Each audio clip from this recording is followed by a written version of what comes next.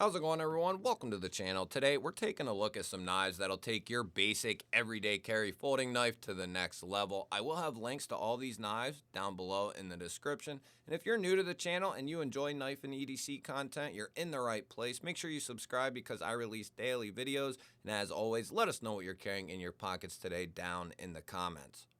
So I have quite the list for you today. We're going to start it off with the Remet WD107 here, coming in around $58. You're going to get 14C28N stainless steel. Great steel in this price range. They have two different versions that I've seen. They have this blasted, polished finish here, and then they have a coated version as well. We're looking at some nicely done thumb studs. That is exactly how you want them to be right there. Right amount of jimping, the right size, the right shape, that they're just perfect. Very well executed. Ball bearings around the pivot, so we got a nice closing action, and the springs are nice and strong in there. So we have a fairly satisfying deployment. For a button plunge lock, I would put it in the upper echelon for sure. We have a nice sharpening choil there, and we are looking at micarta for our handle material as well as our backspacer there. We have a surface-mounted deep carry clip that is going to be reversible, and we do have a lanyard hole there for the lanyard fans. This is a great size, and Remet has really stepped it up in their production knives in 2024 going into 2025. Next up, we're kicking it off with the Kaiser Bugai. Kind of an oldie. I don't know if I'd say an oldie.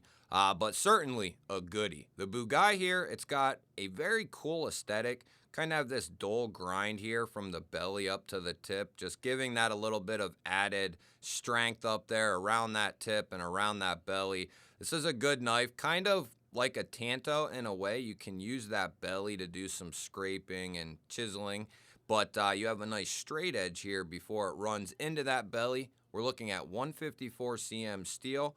You have this fuller, and I call that a bullet-shaped hole there for deployment. Kaiser action, ball bearings, nice and smooth, full in the close, and a very strong detent. We are looking at a liner lock, great access to the liner, and some nice micarta for our handle material. We are looking at steel liners and a couple of standoffs there. We have a deep carry clip that is going to be surface mounted, and they do have the option for lefty carry. It's not quite surface mounted, but it's not too far recessed, I should say. Coming in right around $70 to get Kaiser's build quality, 154 in micarta. That will definitely take your basic pocket knife to the next level.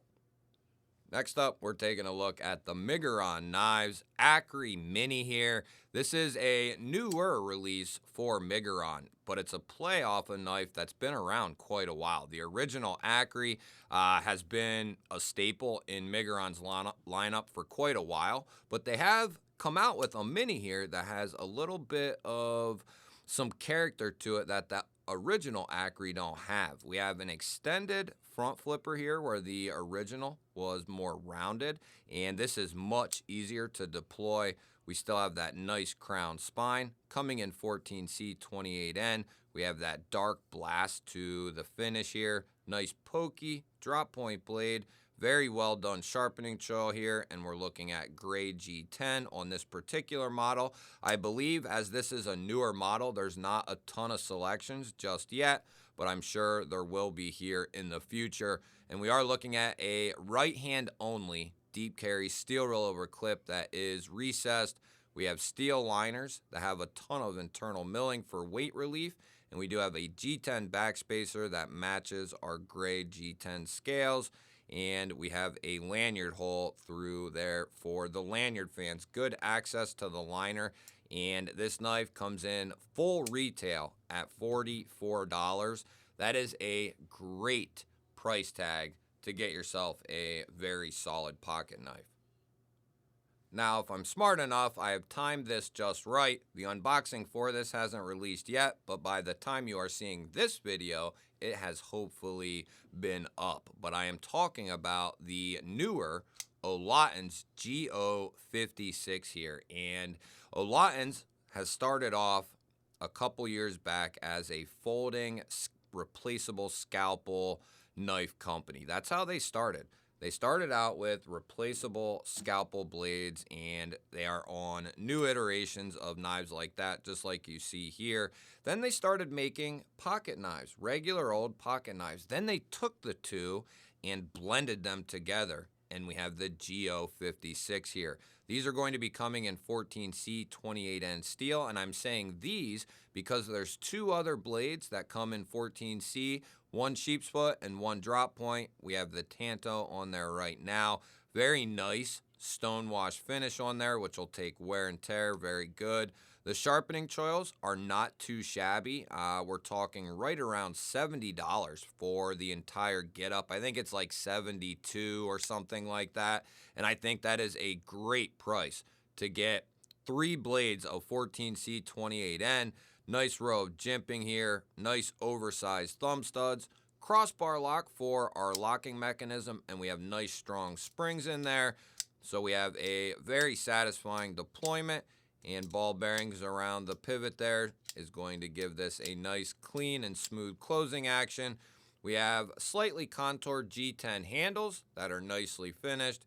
And we do have a deep carry pocket clip here that is recessed and going to be left-hand friendly. We have a matching G10 backspacer with a lanyard hole for the lanyard fans there.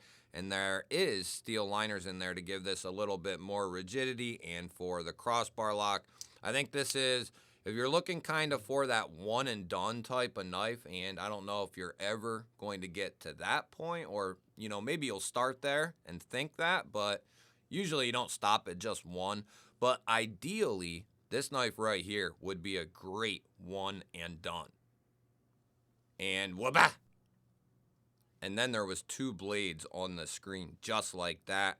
We have the sheep's foot and the drop point. There's the Tanto. All that for right around $70. That is a great deal for a one and done type of pocket knife. I don't know what's going on with everyone, you know, over the last year or two, but this knife certainly didn't get the praise that it should have. And I like doing this stuff to revisit some, you know, some older designs, whether that's 2 months or 6 months or a year. I like to just bring back designs from the past that are just really good pocket knives. For new people, you probably, for the most part, won't ever see a lot of older knives for the simple fact that a lot of content creators just don't do it. The QSP Swordfish here, not really old from QSP, but it's, you know, quite a bit old in comparison to new knives and bunches of them coming out every week, every month. It's considerably old. I forget exactly when, but really irrelevant. This is a fantastic pocket knife if you're looking for something with some good size and has a very utilitarian blade shape. This is a great option. It comes in 14C. QSP does a great job on their 14C. It has a nice stonewash finish on that beautiful Wharncliffe blade. You got that pokey tip there for all the detailed cuts you could ever want to do. Nice straight edge there for long slicing tasks, and you can kind of cheat up pretty close to that edge. You do have the flipper there, but you can get pretty close if you need some controlled cutting. The sharpening choil definitely could have been better, but I think you would have no problem notching one in yourself there. And we are looking at green G10 on this particular version, but there are several variations of this knife. And then we have a wire pocket clip here that is recessed into the scales and will be left-hand friendly. And we have the option for a lanyard hole there as well. Very good pocket knife in my opinion. Developing a little lock stick during the video, I see. Didn't have it just a minute ago, but that'll work itself out. Even if it does have a little bit of stick, that's a good thing. That means tolerances in there are nice and tight. We do have dual thumb studs and a rear flipper for deployment. Nice strong springs in there, and we do have ball bearings around the pivot, which means a nice controlled closing action, nice and smooth. And QSP Swordfish, nice thin blade stock, great utility knife and a great size. This knife definitely didn't get the praise it deserved when it came out. And I don't know if I said, but the QSP Swordfish comes in right around $70. Next up, we have the Kubi Bluff here. And this has been a favorite Kubi of mine since it came out. I love this knife. It's a Bridgeport collaboration with Kubi. I think that's another reason why I really like it. We're looking at 14C 28N steel with that drop point blade. This knife full retail is going to be $70, but I believe I have a coupon code that'll drop this down in price. Plus, there are other retailers that will carry this knife and have it marked down quite a bit lower. On this particular one, we have the see-through Altum here, and it looks good in this case. It's light enough that it don't bother me personally. I'm not a big fan of Altum, but this I don't mind too much. We have a cutout for deployment, and we are looking at a crossbar lock. I have noted that when you get a Kubi Bluff, you might have to break this knife in. I've had two, and they both needed broken in. But as you can see, once it gets broken in, and this one's still breaking in, the springs and all that, but you can see it gets better. And it'll only get better from there. The thing is, Kubi's running really tight tolerances, and they're running pretty strong springs in there. So that way, it'll eventually all break in and give you a very satisfying open and a very strong lock. Nice tight tolerances, and you'll have that smooth closing action the whole way because you have them ball bearings. But the Kubi Bluff, it's a great mid-size knife that hasn't gotten a ton of play either, in my opinion. We do have a deep carry clip that's surface mounted, plenty of room in there still, and that will be left hand option for carry there as well, making this a fully ambidextrous knife. Love the Kubi Bluff. You'll have to let me know what you think of the Kubi Bluff there with the Altum handles. Next up, we have the Petrified Fish Knives Victor here, and I got two versions. I actually have three. I bought one of each of the new aluminum because I wanted to see what the scoop was with that aluminum. So the more premium version, which is going to have a specific finish, and I'll talk about that here in a moment, that one's coming in at $93. The regular aluminum version is going to be coming in at $79. Now, they're both going to be coming in 154 cm, which is great. Both of these have a coating on the blade, but they do make some with uncoated blades as well. You're still getting that beautiful clip point blade there, nice and low as well. The tip is still completely usable. We have great access to that liner with a nice chamfer on there. The blade is, or the sharpening choil is really good there. I don't know what I'm talking about with the blade. And then the aluminum does have a certain finish on it, but it's not going to be quite the same as the more premium aluminum finish. And you can kind of see the difference between the two here. If I hold them up and put them in the right light, you can see how one kind of has that working finish and the other has a different style finish. That is going to be the more premium ended one there. That is going to be what they're calling their nano ceramic finish. Now, I forget what they call the finish on these ones. I don't know if it's just a PVD coating or what that is on the regular aluminum. Is there enough difference here to warrant the major price increase? I don't know, to be completely honest with you. To be completely honest with you, I don't know that I would spend the extra money. It is a nicer finish. It's supposed to be more durable, that sort of thing. Time will tell on how I really feel, but as of right now, I'd probably lean towards the regular aluminum version. But if you really love the design and you're going to be using it, day in and day out, then it wouldn't hurt to get the nano ceramic coated version. And they also have micarta and K110 versions for like between $40 and $50, depending on the version, which the original Victor was a staple and is a staple for petrified fish. A lot of people really love the Victor line. Next up, we have the Best Tech Liger here, and this is a newer release for Best Tech in their more budget-ended line, I guess you would say. This is coming in D2.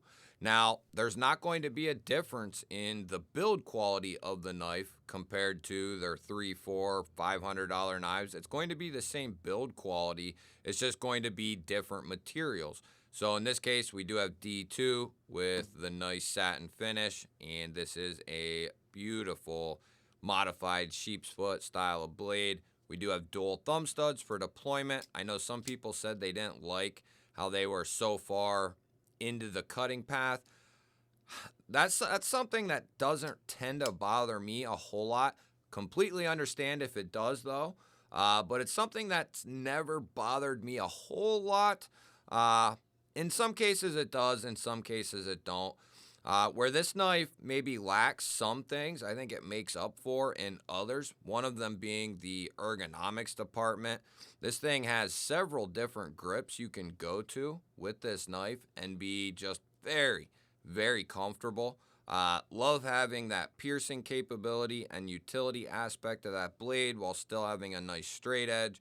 The D2 that Best Tech's going to be running is going to be good to go. We have textured G10 handles here with steel liners. We have a black G10 backspacer and a very unique pocket clip here that is going to be reversible for left-handers out there, making this a completely ambidextrous knife. You have ball bearings in there, so very smooth and clean on the close. And they have strong springs in there, so you're going to get a very satisfying deployment, and you can always use the crossbar lock itself to open this thing up.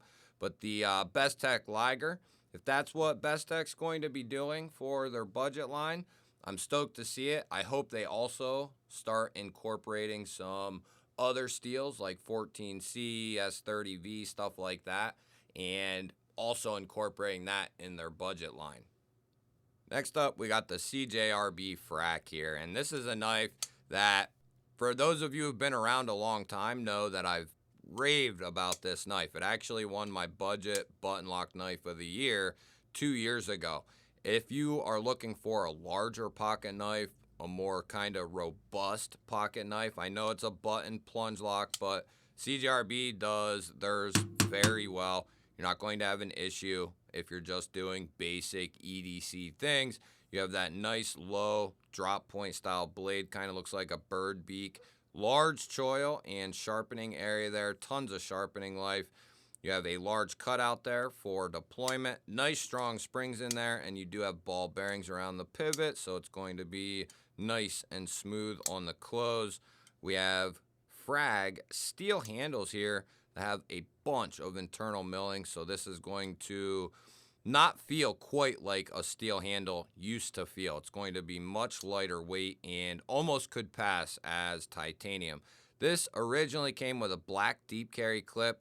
I have since changed the clip 2 or 3 times, and this is just the one that kind of ended up on the knife. But it does come with a deep carry clip that actually matches the knife. In this case, this one doesn't. But the CJRB Frac coming in under 60 bucks is a great, great pocket knife to pick up. And you bet ya this knife is definitely on this list. I absolutely love the Colibri Tech. I was really high on the premium version, but understood people wanted to pump the brakes because it is a little bit larger of a knife. Maybe not the most ideal, especially at that price point, but now they've redone it, the Colibri Tech, with Tenable, which is Concept's sister company, and this bad boy is still coming in Nitro V steel, which is great. Beautiful modified sheep's foot blade. You have multiple ways to deploy this thing with the studs, front flipper, and rear flipper, and this thing is nice and snappy. Can't tell you how well tuned that detent is for this knife for all them deployment options. Nothing feels lacking, which is ultra surprising. We have textured G10 here. Nice large cutout for the lanyard fans. We are looking at a right-hand carry only, which is the Probably the only detriment right off that I can find with this knife is that it's not left-hand friendly. But other than that, this knife comes in around 60 bucks, almost 10 inches of pure badassery here, in my opinion. I love larger knives like this, and just something special about them. Sharpening choil, not too shabby, could be better, but I'm not going to nitpick on that too much. You'll have to let me know, what was your favorite knife from today's video? I love hearing from you guys. Don't forget to hit the thumbs up button. That helps push the video to more people. If you're new to the channel, I release daily knife and EDC content just like this. Make sure you subscribe and ring the bell. That'll notify you anytime I release new content. I'll put a couple of new videos up on your screen. Go check one of them out. Have yourself an awesome day. Thank you all again for watching. I'll catch you on the next one.